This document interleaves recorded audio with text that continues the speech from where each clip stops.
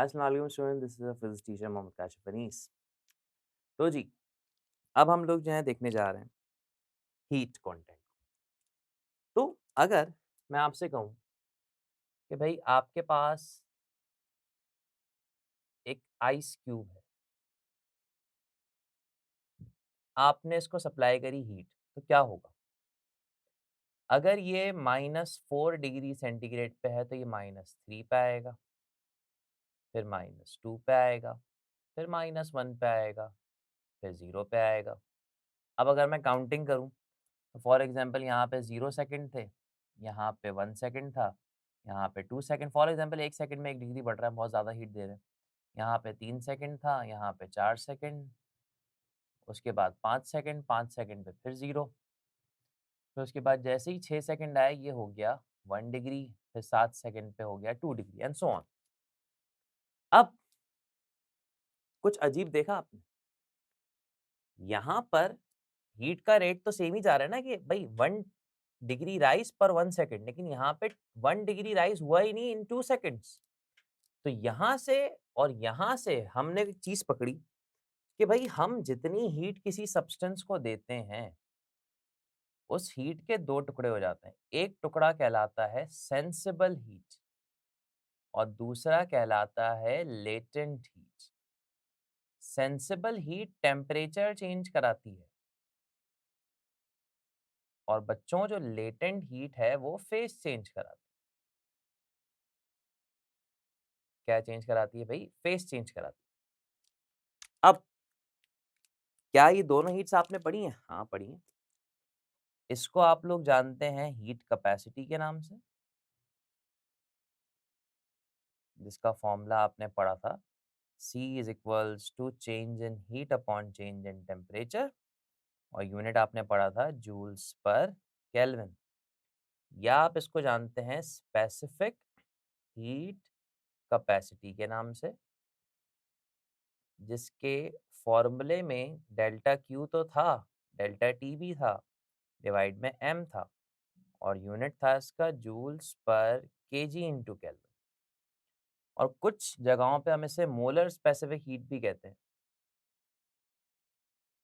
Molar specific heat capacity, जो कि basically gases के लिए यूज़ की जाती है। गैसेस को हम मोल से मेजर करते हैं और इसको हम यूँ लिखते हैं, small c into m is equals to change in heat upon change in temperature divide by number of moles. तो यूनिट अगर इसका बनाए तो यूनिट इसका बन जाता है जूल्स पर मोल इंटू केल्विन। लेकिन लेटेंट का क्या है? तो लेटेंट आपने दो पढ़ी हैं। एक पढ़ी है लेटेंट हीट ऑफ फ्यूजन, जो कि होती है mass into latent heat of constant of latent heat of fusion की। और आपके पास जो दूसरी होती है वो होती है लेटेंट हीट ऑफ वेपराइजेशन, जिसमें सिर्फ कांस्टेंट बदल जाता है, बाकी सब चीज़ें सेम रहती हैं। और ये जो प्रोसेस है ये होती है कांस्टेंट टेम्परेचर प्रोसेसेस, यानी कि इनमें टेम्परेचर में राइज नहीं आता। इसको समझने के लिए अगर हम एक ग्राफ बनाएं, यहाँ पे हम रख देते हैं टेम्परेचर, यहाँ पे हम रख देते हैं हीट, और ये पानी का ग्राफ है जो लेट सपोज -4 से स्टार्ट किया जा रहा है। अब ये बढ़ा तो यहाँ पे लाजमी तौर पे 0 होगा। अब देखिए यहाँ पे हीट देने के साथ साथ टेम्परेचर में राइज आ रहा है। यहाँ पे आके हमने अजीब सी चीज़ देखी, टेम्परेचर का राइज कुछ देर तक खत्म हुआ, फिर बढ़ा, और फिर जब हम एक पॉइंट पे आए जहाँ पे जो वैल्यू थी वो 100 डिग्री सेंटीग्रेड थी, वहाँ पे फिर राइज रुका और फिर बढ़ा। अब हमने देखा यार कि यहाँ पर ये जो दो पॉइंट्स हैं इनमें टेम्परेचर कांस्टेंट रहता है, और ये दो पॉइंट्स कौन से होते हैं? ये होता है लेटेंट हीट ऑफ फ्यूजन, और दूसरा होता है लेटेंट हीट ऑफ वेपराइजेशन। बिल्कुल सही जवाब। ये फेज चेंज प्रोसेसेस है। यहाँ पर आप जितनी हीट देते हो वो काइनेटिक एनर्जी को राइज करवाती है, जिसकी वजह से हीट बढ़ती है और टेम्परेचर बढ़ता है। लेकिन यहाँ पे आप जितनी हीट देते हो ये बॉन्ड्स ब्रेक करवाने में यूज हो जाती है, बॉन्ड्स ब्रेकिंग में यूज होती है, इसकी वजह से टेम्परेचर में राइज नहीं आता बच्चों। आगे बात समझ में? और ये नॉर्मली जो है रीजन्स होते हैं। कुछ सब्सटेंसेस के लिए ये रीजन बड़ा हो जाता है, ये छोटा हो जाता है, और कुछ के लिए ये छोटा हो जाता है तो ये बड़ा हो जाता है। It depends. खैर, तो ये दो तरह की हीट्स जो है नॉर्मली आपको पढ़नी होती हैं। और इस तरह से इन सब चीज़ों को हम क्लासिफ़ाई कर सकते हैं। ठीक है भई? अब आपके पास कुछ फ़ॉर्मूलाज़ यहाँ पे आ चुके हैं। अब इनके हवाले से जो है हम कुछ काम कर सकते हैं। तो फॉर एग्ज़ाम्पल अगर मैं क्वेश्चन यहाँ पे लिखूँ कि भई water of 200 grams is dropped from a height of is dropped from a height of let's suppose हम लिख देते हैं 840 meters. Find the final temperature of it when it reaches the ground if initial temperature was 22 degree centigrade. ठीक है भाई? अब ये जो क्वेश्चन है ये स्पेसिफिक हीट से रिलेट करता है। देखिए जब भी यहाँ पे टेम्परेचर का राइज आया ना आपके दिमाग में घंटी बज जाएगी यार स्पेसिफिक हीट की बात की जा रही है। अब कहानी कुछ ये है कि भाई हाइट पर जो एनर्जी होती है वो होती है पोटेंशियल जो कि यहाँ पे आते हुए कन्वर्ट हो रही है हीट में। पोटेंशियल का फॉर्मूला होता है mgh और अगर आप इस m डेल्टा टी को इस तरफ ले जाएं तो ये हीट के बराबर हो जाएगा और ये बन जाएगा mc डेल्टा टी। m से m कैंसिल जी एच सी डेल्टा टी। ठीक है भाई? g की वैल्यू 10 है, हाइट की वैल्यू है 840।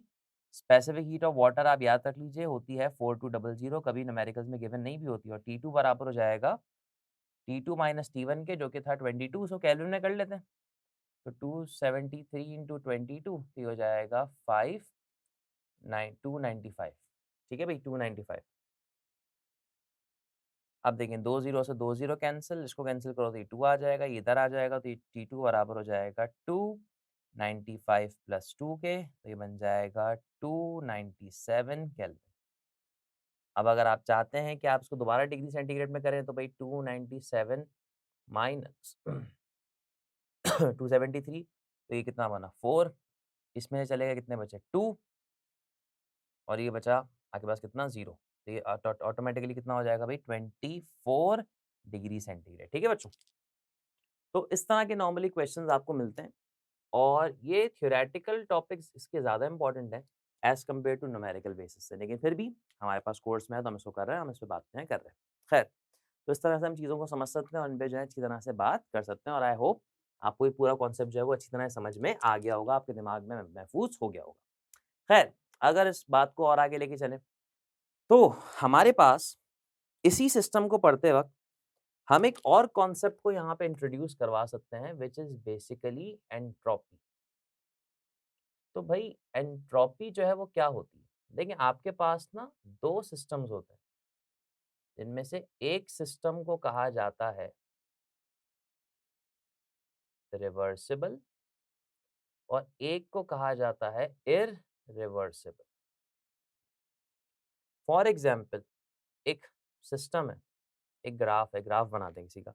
Let's suppose pressure volume graph बना लेते हैं और एक पिस्टन सिलेंडर का सिस्टम हम जो है सपोज कर लेते हैं और पिस्टन सिलेंडर जो है कभी एक्सपैंड होता है, कभी कंप्रेस होता है, फिर एक्सपैंड होता है एंड सो ऑन।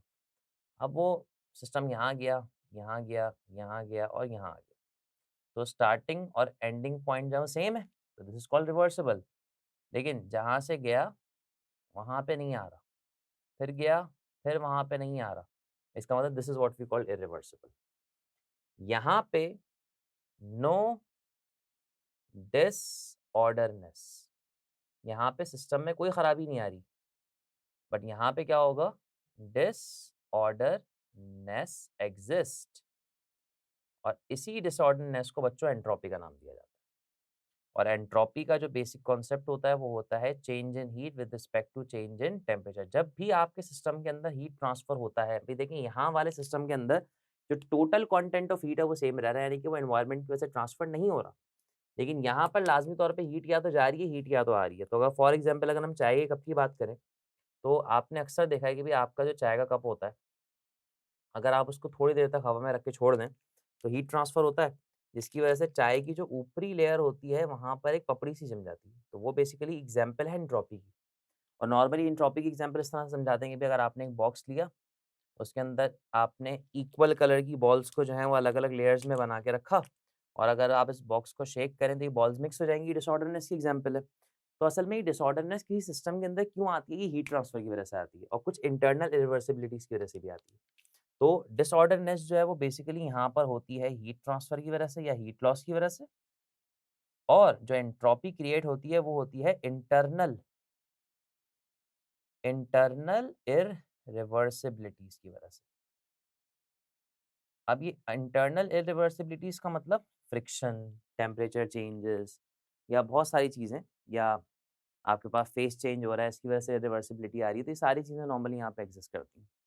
और इसके अगर फ़ॉर्मूले को देखा जाए तो इसका फ़ॉर्मूला बन जाता है आपके पास दोबारा से जूल्स पर केल्विन बच्चों, ठीक है भई? तो इस तरह से यहाँ पर जो है बात की जाती है और उस कॉन्सेप्ट को जो है समझाया जाता है। तो अब अगर मैं आपसे कहूँ कि भई आप इस ग्राफ पे वापस आएँ तो देखिए ये वाला जो रीजन है ना, यहाँ पे सब चीज़ें सॉलिड है, चीज़ों की पोज़ीशन फिक्स्ड है। इस वाले में सब की सब कन्वर्ट हो गई लिक्विड में और यहाँ पे सब की सब कन्वर्ट हो गई गैस या वेपर्स में। तो अगर लेट्स सपोज़ इसकी एंट्रोपी S1 कह दूँ, इसकी एंट्रोपी S2 कह दूँ, इसकी एंट्रोपी S3 कह दूँ, सबसे कम एंट्रोपी होगी सॉलिड में, सॉलिड से ज़्यादा होगी लिक्विड में और लिक्विड से भी ज़्यादा होगी किसमें बच्चों? गैस में, बिल्कुल सही जवाब। तो ये गैस में मॉलिक्यूलर मूवमेंट बहुत ज़्यादा है, लिक्विड में कम है, सॉलिड में बहुत कम है। इसी वजह से ये वाला जो है काम है वो यहाँ पर एग्ज़िस्ट करता है। ठीक है? तो अब अगर हम इन सब चीज़ों को देखें और अब अगर हम इन सब चीज़ों की बात करें, तो नॉर्मली ये सब चीज़ें जो हैं वो ड्यू टू मॉलिक्यूलर वाइब्रेशन होती हैं और मॉलिक्यूल्स की जो अंदर की चीज़ें हैं वो डायरेक्टली प्रोपोर्शनल होती हैं काइनेटिक एनर्जी के, और काइनेटिक एनर्जी जो है वो प्रोपोर्शनल होती है हीट ट्रांसफर के। तो ये सब चीज़ें जो है नॉर्मली यहाँ पे एग्ज़िस्ट करती हैं। ठीक है भई? खैर, तो आई होप आपको ये सब समझ में आ गया होगा, ये सब कुछ जो है वो क्लियर हो गया होगा। तो इंशाल्लाह मिलते हैं एक नए लेक्चर के साथ, एक नए टॉपिक के साथ, एक नए लेक्चर में। तब तक के लिए अपना बहुत ख़्याल रखें बच्चों। अल्लाह हाफ़िज़।